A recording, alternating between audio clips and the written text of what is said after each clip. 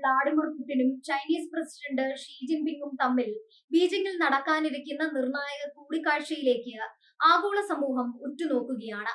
ഈ ഉച്ചകോടിയുടെ പ്രധാന അജണ്ടകളിലൊന്നായി മാറുന്നത് പവർ ഓഫ് സൈബീരിയ 2 എന്ന മെഗാ ഗ്യാസ് പൈപ്പ് ലൈൻ പദ്ധതിയാണ്.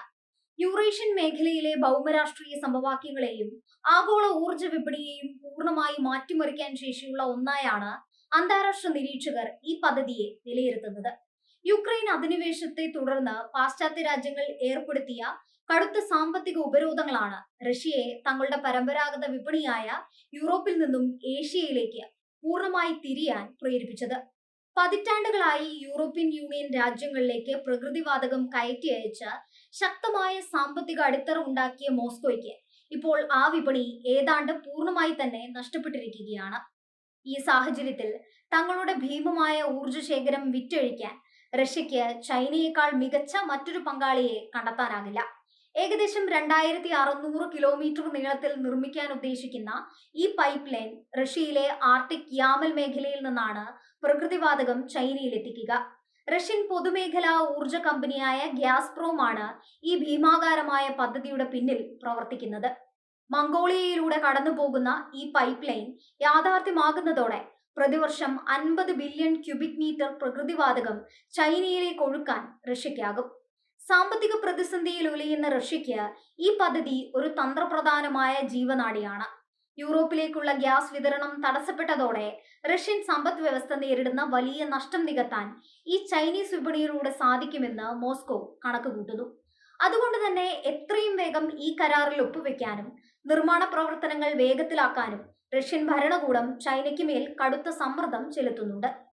എന്നാൽ റഷ്യ എത്രത്തോളം ഉത്കണ്ഠാകുലരാണോ അത്രത്തോളം തന്നെ നിസ്സംഗതയോടെയും തന്ത്രപരതയോടെയുമാണ് ചൈന ഈ വിഷയത്തെ സമീപിക്കുന്നത്. നിലവിലെ ആഗോള സാഹചര്യത്തിൽ റഷ്യക്ക് തങ്ങളെ അത്യാവശ്യമാണെന്ന് ചൈനീസ് പ്രസിഡന്റ് ഷീ ജിൻപിങ്ങിന് നന്നായി അറിയാം. ഈ ഒരു മുൻതൂക്കം പരമാവധി മുതലെടുത്ത് റഷ്യയിൽ നിന്നും ഏറ്റവും കുറഞ്ഞ വിലയ്ക്ക് പ്രകൃതിവാതകം സ്വന്തമാക്കാനാണ് ബീജിംഗ് ഇപ്പോൾ ശ്രമിക്കുന്നത്. വില നിർണ്ണയവുമായി ബന്ധപ്പെട്ട ചർച്ചകളിലാണ് നിലവിൽ ഇരു രാജ്യങ്ങളും തമ്മിൽ പ്രധാന തർക്കങ്ങൾ നിലനിൽക്കുന്നത്. റഷ്യയുടെ ആഭ്യന്തര വിപണിയിലെ സബ്സിഡി നിരക്കിനോട് അടുത്ത വിലയ്ക്ക് വാതകം നൽകണമെന്നാണ് ചൈനയുടെ ആവശ്യം. ഇത് റഷ്യയെ സംബന്ധിച്ച് വലിയ ലാഭമുണ്ടാക്കുന്ന ഒന്നല്ലെങ്കിലും നിലവിലെ സാഹചര്യത്തിൽ പാശ്ചാത്യ രാജ്യങ്ങൾക്ക് ഒരു മറുപടി നൽകാൻ ചൈനയുടെ ഈ നിബന്ധനകൾക്ക് വഴങ്ങേണ്ടി വരുമോ എന്ന ചിന്തയിലാണ് വ്ളാഡിമിർ പുടിൻ. ഈ പൈപ്പ് ലൈൻ പദ്ധതിയുടെ വികസനം കേവലം ഒരു വാണിജ്യ ഇടപാട് മാത്രമല്ല, മറിച്ച് അമേരിക്കയുടെ ആഗോള ഊർജ മേധാവിത്വത്തിനുമേൽ റഷ്യയും ചൈനയും നടത്തുന്ന സംയുക്തമായ കടന്നാക്രമണം കൂടിയാണ്.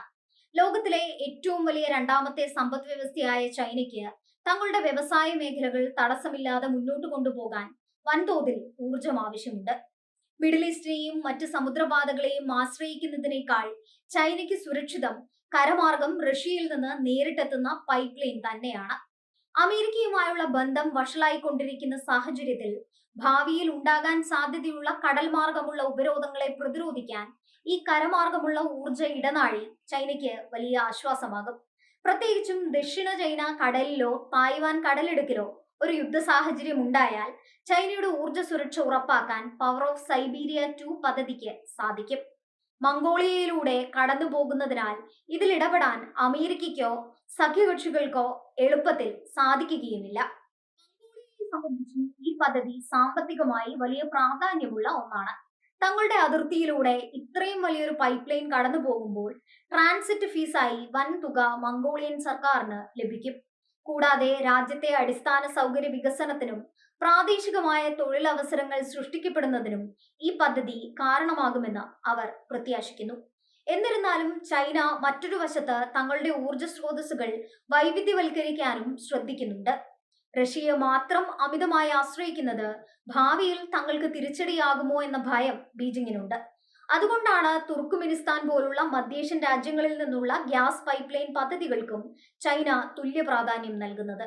ഇതാണ് റഷ്യയുമായുള്ള ചർച്ചകളിൽ ചൈനയ്ക്ക് കൂടുതൽ വിലപേശൽ ശേഷി നൽകുന്നതും. റഷ്യൻ കമ്പനിയായ ഗ്യാസ്പ്രോമിനെ സംബന്ധിച്ച് ഈ കരാർ നിലനിൽപ്പിന്റെ പ്രശ്നമാണ്. യൂറോപ്യൻ വിപണി നഷ്ടപ്പെട്ടതോടെ കമ്പനിയുടെ ലാഭത്തിൽ വൻ ഇടിവാണ് രേഖപ്പെടുത്തിയിരിക്കുന്നത്. പവർ ഓഫ് സൈബീരിയ 2 യാഥാർത്ഥ്യമായാൽ മാത്രമേ ഗാസ്പ്രോമിന് തങ്ങളുടെ പഴയ പ്രതാപത്തിലേക്ക് തിരിച്ചെത്താനാകൂ. അതുകൊണ്ട് തന്നെ പുടിന്റെ ബീജിംഗ് സന്ദർശനത്തിൽ ഈ കരാർ ഒപ്പിടാൻ കമ്പനി വലിയ രീതിയിൽ സമ്മർദ്ദം ചെലുത്തുന്നുണ്ട്. പാശ്ചാത്യ രാജ്യങ്ങൾ ഈ ചർച്ചകളെ അതീവ ആശങ്കയോടെയാണ് വീക്ഷിക്കുന്നത്. റഷ്യയും ചൈനയും തമ്മിലുള്ള ഈ സാമ്പത്തിക ഊർജ സഖ്യം കൂടുതൽ ശക്തമാകുന്നത് ഏഷ്യ പസഫിക് മേഖലയിലും യൂറോപ്പിലും അമേരിക്കയുടെ സ്വാധീനം കുറയ്ക്കാൻ ഇടയാക്കും. ഉപരോധങ്ങൾ ഏർപ്പെടുത്തിയ റഷ്യയെ തളർത്താമെന്ന പാശ്ചാത്യ മോഹങ്ങൾക്ക് ചൈന നൽകുന്ന വലിയൊരു പരോക്ഷ പിന്തുണയായി കൂടിയാണ് ഈ പദ്ധതി വ്യാഖ്യാനിക്കപ്പെടുന്നത്. പുടിനും ഷിയും തമ്മിലുള്ള വ്യക്തിപരമായ സൗഹൃദവും ഈ ചർച്ചകളിൽ നിർണായക പങ്ക് വഹിക്കുന്നുണ്ട്. ആഗോള രാഷ്ട്രീയത്തിൽ അമേരിക്കൻ ഏകധ്രുവ മേധാവിത്വത്തെ എതിർക്കുന്ന രണ്ടു നേതാക്കളും തങ്ങളുടെ തന്ത്രപ്രധാന പങ്കാളിത്തം ലോകത്തിനു മുന്നിൽ കാണിക്കാനുള്ള അവസരമായാണ് ഈ ഉച്ചകോടിയെ കാണുന്നത്. സാമ്പത്തിക ഭിന്നതകൾ ഉണ്ടെങ്കിലും ഒരു വലിയ രാഷ്ട്രീയ ലക്ഷ്യത്തിനായി ഇരു രാജ്യങ്ങളും വിട്ടുവീഴ്ചയ്ക്ക് തയ്യാറായേക്കാം. ബീജിംഗിൽ നടക്കുന്ന ഈ ചർച്ചകളുടെ ഫലം എന്തായാലും അത് വരും ദശകങ്ങളിലെ ആഗോള രാഷ്ട്രീയത്തിന്റെ ദിശ നിർണയിക്കുന്നതായിരിക്കും. റഷ്യയുടെ കടുത്ത ആവശ്യങ്ങളും ചൈനയുടെ തന്ത്രപരമായ വിലപേശലുകളും തമ്മിൽ എവിടെയാണ് ഒത്തുതീർപ്പിലെത്തുന്നതെന്ന് ലോകം ഉറ്റുനോക്കുന്നു. Power of Siberia 2 pipeline യാഥാർത്ഥ്യമായാൽ അത് ആഗോള ഭൗമരാഷ്ട്രീയ ഭൂപടത്തിൽ റഷ്യ ചൈന അച്ചുതണ്ടിന്റെ മേധാവിത്വം ഉറപ്പിക്കുന്ന ഒന്നായി മാറുമെന്നതിൽ സംശയമില്ല.